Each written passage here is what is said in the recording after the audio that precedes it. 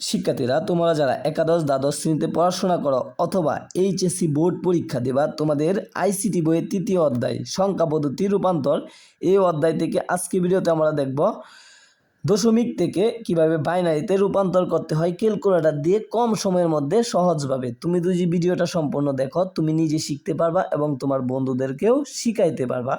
একবারে কম সময়ে ক্যালকুলেটর দিয়ে আমরা নির্ণয় করা শিখব। তো এই মানটা দেওয়া আছে 99, দশমিকে দেওয়া আছে, আমাদেরকে নির্ণয় করতে হবে বাইনারিতে। মান 25 মানটা দেওয়া আছে কত, দশমিকে দেওয়া আছে, আমাদেরকে নির্ণয় করতে হবে বাইনারিতে। চলো আমরা শিখি। ক্যালকুলেটরটা বুঝতে হবে তোমাকে প্রথমে।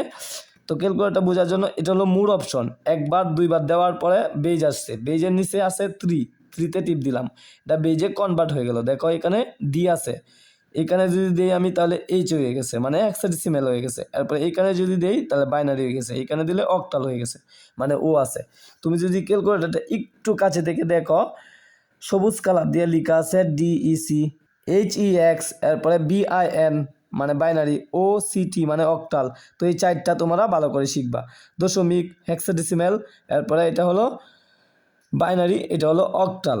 তো আমার এই মানটা দেওয়া আছে কিতে, মানটা দেওয়া আছে দশমিকে। তো আমাকে প্রথমে দশমিকে নেওয়ার জন্য এইখানে টিপ দিতে হবে, দিলাম এইখানে। দেওয়ার পরে 99 মানটা লিখবো, 99 মানটা লিখার পরে সমানে টিপ দেবো, ঠিক আছে। সমানে দেওয়ার পরে কি করতে হবে, আমাদেরকে বাইনারিতে নিতে হবে মানটা। বাইনারিতে নেওয়ার জন্য এই জায়গায় টিপ দিতে হবে। দেখো এই যে BIN লেখা আছে, দিলাম এখানে।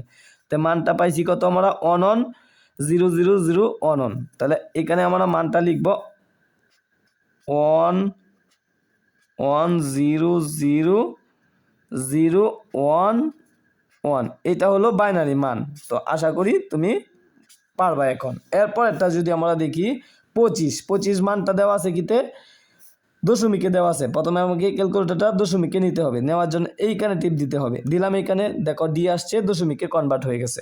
এখন কি করতে হবে, মানটা লিখতে হবে। 25 লিখলাম, 25 লেখার পরে কি করতে হবে, সমানে দিতে হবে, দিলাম সমানে। দেওয়ার পরে এই মানটা নিতে হবে আমাকে বাইনারিতে। বাইনারিতে নেওয়ার জন্য কি করতে হবে, এইখানে টিপ দিতে হবে, দিলাম এইখানে। দেওয়ার পরে মানটা আসছে বাইনারিতে, মানটা চলে এসেছে 11001।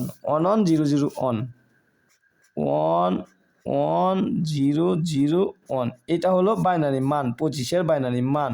তো তুমি এইভাবে সম্পূর্ণ রূপান্তর এখন ক্যালকুলেটর দিয়ে করতে পারবা যদি আজকে ভিডিওটা বুঝে থাকো।